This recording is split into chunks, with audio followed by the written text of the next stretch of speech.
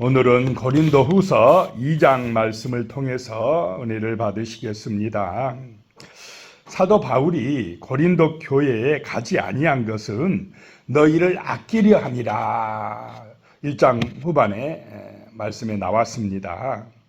그래서 너희 믿음을 내가 주관하려고 하는 것이 아니다 라고 말씀을 했습니다. 주님 안에서 너희가 스스로 온전하게 서길 바란다. 그 문제를 자체적으로 잘 해결했으면 좋겠다라는 뜻에서 가지 않았다라고 하는 것입니다.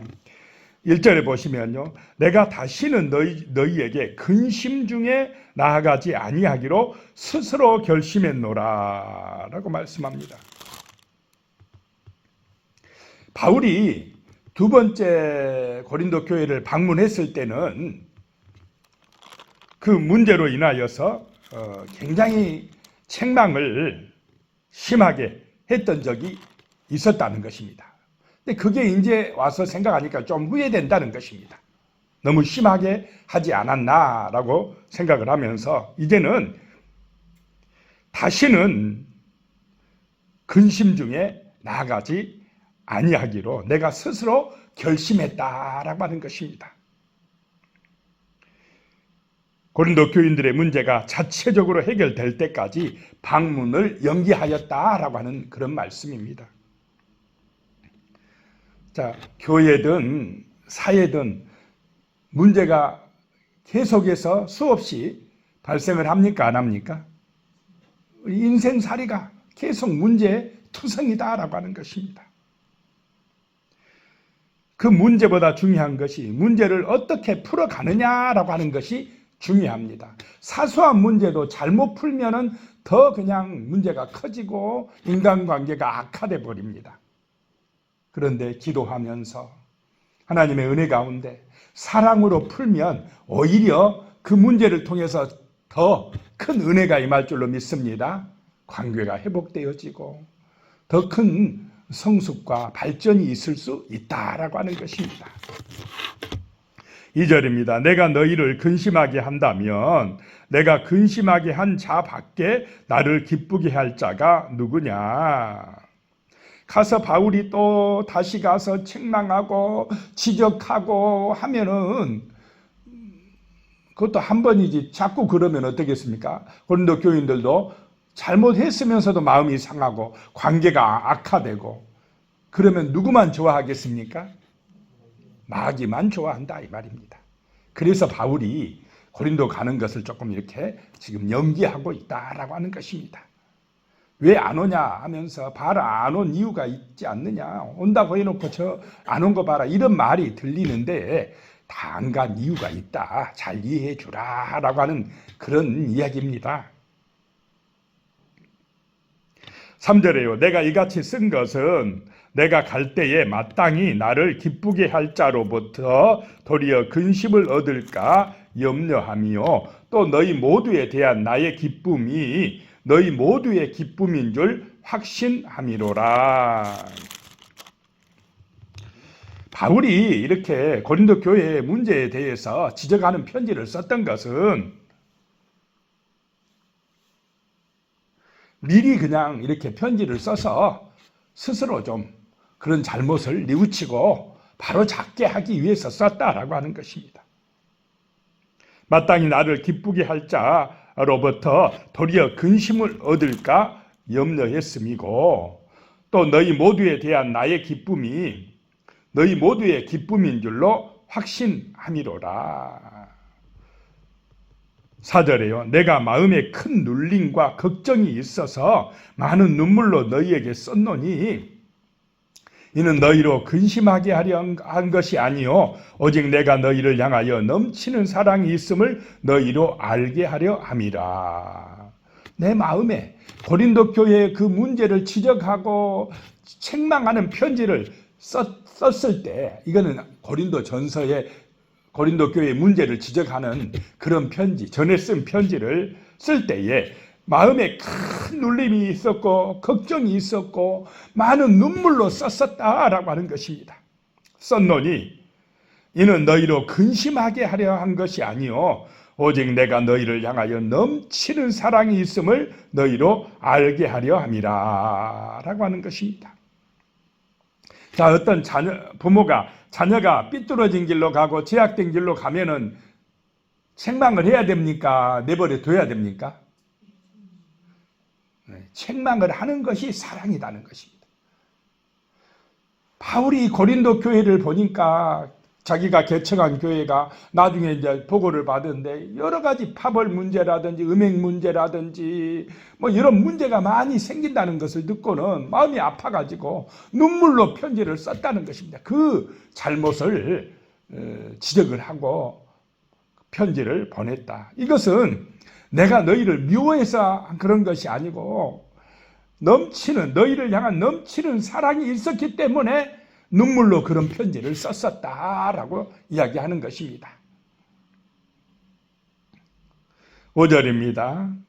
근심하게 한 자가 있었을지라도 나를 근심하게 한 것이 아니요 어느 정도 너희 모두를 근심하게 한 것이니 어느 정도라 하면 내가 너무 지나치게 말하지 아니하려 함이라. 여기서 이제 근심하게 한 자가 나오는데 특별히 여기서는 사도 바울의 권위에 도전했던 사람, 바울이 무슨 사도냐라고 하면서 바울을 공격했던 사람을 말하고 있는 것 같습니다.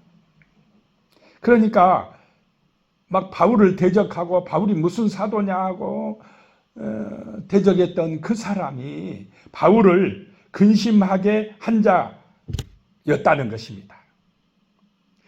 그런데 그 사람이 나만 근심하게 한 것이 아니고 고린도 교회의 교인들도 근심하게 했다라고 하는 것입니다. 그런데 그것을 어느 정도라고 내가 이야기한 것은 너무 지나치게 말해서 오히려 더 큰 문제로 발생할까 봐서 어느 정도라고 내가 이야기했다라고 하는 것입니다. 6절에요. 이러한 사람은 많은 사람에게서 벌받는 것이 마땅하도다. 그래서 그 고린도 교회에서 그 사람을 치리했다는 것입니다. 벌을 받았다는 것입니다.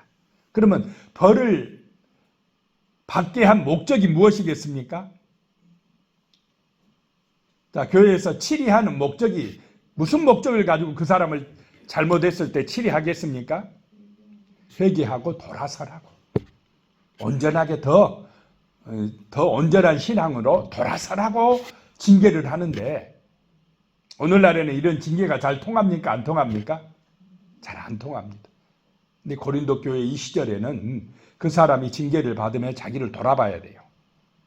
내가 뭐 잘못했나? 내가 교만했나? 그러면서 회개하면서 기도하고 어느 때가 되면 이제 그 치리를 풀어줍니다. 그러면 돌아와서 이제 더 성숙한 온전한 그리스도인으로 바로 서게 하기 위함을 위해서 징계를 했다라고 하는 것입니다.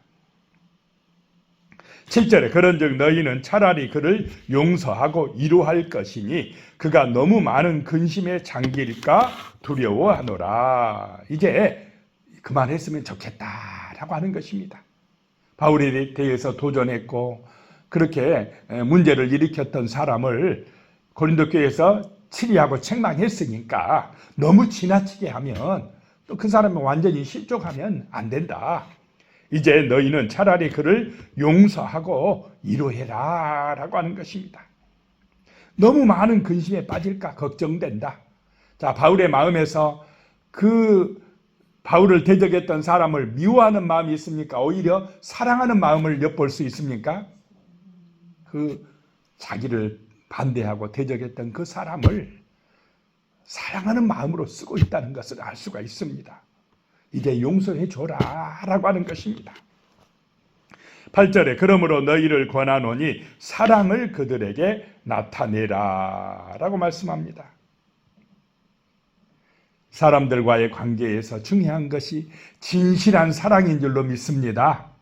사랑이 기초가 되어야 한다라고 하는 것입니다. 예수님의 그 사랑의 은혜를 힘입어야 된다는 것입니다. 죄인들을 위하여 자기 목숨까지 버리신 십자가의 그 사랑, 그 은혜가 우리 마음에 임하여서 또 우리에게 좀 잘못한 사람이 있으면 어느 정도 책망했으면 그 사람이 회개하고 돌아섰으면 이제 용서하고 이해해줘라 라고 하는 말씀입니다. 사랑으로 그들을 대해줘라 라고 하는 것입니다. 9절에요. 너희가 범사에 순종하는지 그 증거를 알고자 하여 내가 이것을 너희에게 썼노라. 범사에 이 말씀에 순종하는지 알고자 하여 이 편지를 썼다라고 하는 것입니다.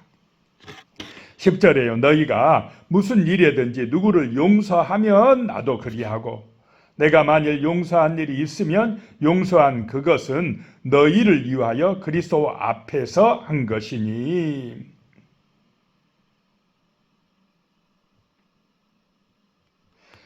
회복하고 그 사람이 이제 돌아서서 회복하면 용서하고 그 징계를 처리하는 것이 하나님의 뜻이다라고 하는 것입니다. 징계의 목적은 그 사람을 살리는 것입니다. 온전케 하는 것이다 라고 하는 것입니다. 그래서 이렇게 용서하는 것도 그리스도 앞에서 하는 것이다 라고 말씀하고 있습니다. 그리스도를 본받아서 한 것이라는 것입니다. 11절에 이는 우리로 사단에게 속지 않게 하려 함이라 우리는 그 계책을 알지 못하는 바가 아니로라. 왜 용서해 줘야 되느냐? 누구에게 속지 않게 하려고 그런다는 것입니까? 사단에게. 사단은 어떤 역할을 합니까? 교회 안에서 뿐만 아니라 이 땅에서 분열시킵니다. 서로 마음 상하게 합니다. 싸우게 만든다는 것입니다. 그런데 성령은 화목시키는 줄로 믿으시기 바랍니다. 화평케 한다는 것입니다. 분명히 문제가 있어서 또 어려움이 있지만 기도하고 사랑으로서 그 문제를 해결해서 오히려 더 관계가 좋아지게 만드는 것, 평화하게 만드는 것이 성령의 역사다라고 하는 것입니다.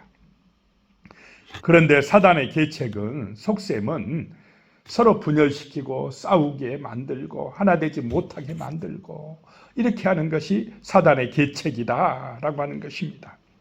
12절입니다. 내가 그리스도의 복음을 위하여 드로아의 이름에 주 안에서 문이 내게 열렸으되.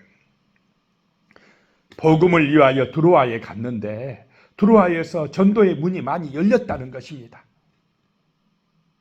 그런데 13절에요. 내가 내 형제 디도를 만나지 못하므로 내 심령이 편하지 못하여 그들을 작별하고 마게도냐로 갔노라. 디도를 보내가지고 고린도 교회가 문제를 잘 해결했는지 알아보고 오너라 그랬는데 디도가 드로아에 빨리 오지 않으니까 바울이 막 마음이 얘가 쓴 것입니다. 왜 빨리 안 오지 디도가 하면서 혹시 또 고린도 교회에 더 큰 문제가 발생했나 걱정이 되고 그 드로아에서 복음의 문이 열려가지고 더 열심히 사역할 수 있었는데도 마음이 편치 않아서 디도를 만나지 못하여서 어디로 갔다는 것입니까? 심령이 편하지 못하여 거기 드로아에서 작별하고 마게도냐로 내려갔다. 마게도냐로 갔다는 것입니다. 그래서 디도를 거기서 만났습니다. 만나서 고린도 교회가 이제 새로워졌다. 달라졌다. 문제를 지혜롭게 잘 해결했다. 이런 보고를 받으니까 이제 심령이 어떻게 되었겠습니까? 편안해졌습니다. 편안해져서 14절에 이제 말씀합니다. 항상 우리를 그리스도 안에서 이기게 하시고 우리로 말미암아 각 처에서 그리스도를 아는 냄새를 나타내시는 하나님께 감사하노라. 하나님께 감사한다. 이렇게 또 말씀하고 있습니다. 자, 우리가 세상을 이기는 것, 문제 속에서 또는 인간관계가 어려움을 겪는 그런 속에서도 항상 이기는 것은 누구 안에서 이긴다는 것입니까? 그리스도 안에서 기도함으로 그리스도의 그 사랑 안에서 이기게 하시고 우리로 말미암아 각 처에서 내가 사는 삶의 현장에서 그리스도를 아는 냄새를 그리스도의 향기를 나타내게 하시는 하나님께 감사한다라고 고백을 하고 있습니다. 15절에 우리는 구원받는 자들에게나 망하는 자들에게나 하나님 앞에서 그리스도의 향기니라고 말씀합니다. 자, 우리는 그리스도를 드러내는 증인이요 향기다는 것입니다. 구원받는 사람들에게도 그렇고 망하는 사람들에게도 향기다라고 하는 것입니다. 16절에 이 사람에게는 사망으로부터 사망에 이르는 냄새요 저 사람에게는 생명으로부터 생명에 이르는 냄새라 누가 이 일을 감당하리요. 자, 그리스도인이 가는데 어떤 사람에게는 복음이 전해져서 생명으로 가고 어떤 사람은 그 복음을 듣고도 거부함으로 어디로 갑니까? 사망으로 가고. 우리가 풍기는 그리스도의 향기가 어떤 사람에게는 생명의 향기가 되고 어떤 사람에게는 사망에 이르는 냄새가 되어진다는 것입니다. 그래서 우리가 가서 복음을 전할 때 비난하고 욕하고 거부한다고 그래서 그 사람들을 그냥 미워하거나 또 기분 나빠할 필요가 없다라고 하는 것입니다. 불쌍히 여겨야 된다는 것입니다. 사망으로 가는 사람이고 복음을 받아들이는 사람은 생명으로 가는 사람이다라고 하는 것입니다. 17절에요. 우리는 수많은 사람들처럼 하나님의 말씀을 혼잡하게 하지 아니하고 곧 순전함으로 하나님께 받은 것 같이 하나님 앞에서와 그리스도 안에서 말하노라. 자, 이 말씀을 전하는 것, 예수를 믿는 것은 자기 사욕과 육신의 욕망 때문입니까? 하나님의 사랑을 전해줘서 그 영혼들을 생명으로 인도하기 위함입니까? 영혼을 사랑하는 마음 때문에, 그 영혼을 생명으로 인도하고자 하는 마음 때문에 우리는 이 말씀을 전하는 줄로 믿습니다. 예수를 믿는 것인 줄로 믿습니다. 근데 예수를 믿는 목적이 자기 사욕을 위해서, 예수 믿으면 내가 천국 가고 예수 믿으면 내가 부자 되고 예수 믿으면 내가 병 낫고, 이렇게 순전히 자기 사랑, 자기 중심이면 말씀을 잘못 이해할 수도 있다라고 하는 것입니다. 그러면은 세상의 기복 종교나 다른 종교나 기독교가 뭔 차이가 있겠습니까? 그런데 이 기독교는 자기를 희생해서 예수가 죽어줌으로 우리가 산 종교인 줄로 믿으시기 바랍니다. 우리의 사랑으로 다른 사람의 생명이 살아난다는 것을 기억해야 된다는 것입니다. 그런데 수많은 사람들이 그렇지 못할 때가 많다라고 말씀합니다. 수많은 사람들처럼 하나님의 말씀을 혼잡하게 하지 아니하고, 수많은 사람들이 하나님의 말씀을 뭐하게 한다는 것입니까? 지금 혼잡하게 한다. 말씀을 혼잡하게 해요. 이 말은 여기서 혼잡하게 한다. 이 말은 소매상처럼 살아가는 것입니다. 소매상이 뭐 하는 사람입니까? 시장에서 장사하는 사람입니다. 물건 도매상에서 뛰어다가 시장에서 장사하려면, 시장에서 장사하는 사람 자칫하면은 너무 비싸게 팔 수도 있습니다. 양심적이 아니하고 그냥 돈만 벌려고 생각하는 그런 마음으로 장사할 수도 있다는 것입니다. 이 말씀은 이 수많은 사람들이 하나님의 말씀을 돈 받고 판다 이 말입니다. 이 목사들도 조심해야 된다 이 말입니다. 이 말씀을 전하는 것이 생명을 구원하고 그 영혼을 사랑하는 마음으로 전하지 아니하고, 순수하게 전하지 아니하고 그냥 말씀을 전해가지고 뭐 이득을 챙겨볼 게 없는가, 이런 마음으로 하면 혼잡해 한다, 자기 이익을 위해서 한다라고 하는 것입니다. 그런데 바울은 그런 욕심으로 하지 아니했다는 것입니다. 자기는 순수함으로, 순전함으로 하나님께 받은 것 같이 하나님 앞에서와 그리스도 안에서 말하노라. 하나님의 말씀을 그대로 전한다는 것입니다. 말씀을 그대로 전할 때에 정말로 살 사람은 그 말씀이 아멘이 될 것이고, 대적하고 그냥 받아들이지 않는 사람에게는 사망의 길로 들어설 수밖에 없다라고 하는 것입니다. 우리는 신앙을 이용해서 우리의 이익을 챙기는 그 길이 이 길이 아닌 줄로 믿습니다. 이 십자가의 길은 정말로 자기를 헌신해서라도 생명을 살리는 그런 사랑의 길이다라고 하는 것입니다. 육신의 욕망을 따라 세상 영광만을 추구하는 그런 길이 아니다는 것입니다. 기도하겠습니다. 하나님 아버지, 정말로 우리가 그리스도의 마음을 마음속에 품고 십자가의 그 사랑을 늘 기억하며 살아갈 수 있도록 도와주시옵소서.